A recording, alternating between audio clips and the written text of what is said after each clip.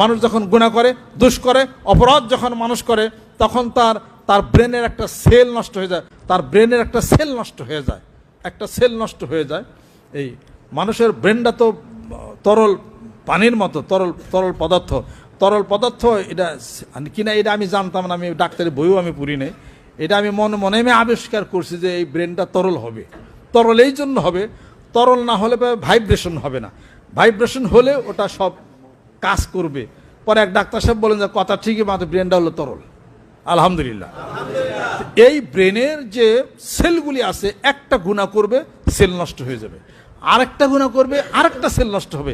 এইভাবে সে যদি অপরাধ করতেই থাকে, কোন একদিন সে পাগলই হয়ে যাবে, সে তার বিকৃত মস্তিষ্ক সে কিন্তু হয়ে যাবে। এটা তার বিপরীতে সে আল্লাহর জিকির করবে, কোরআনুল কারীম তেলাওয়াত করবে, এই সেলগুলি আবার জীবিত হওয়া শুরু করবে। আলহামদুলিল্লাহ।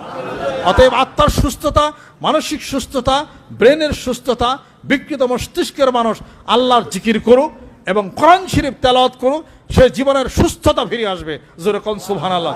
মনের সমস্ত অস্থিরতা সবকিছু দূর হয়ে যাবে।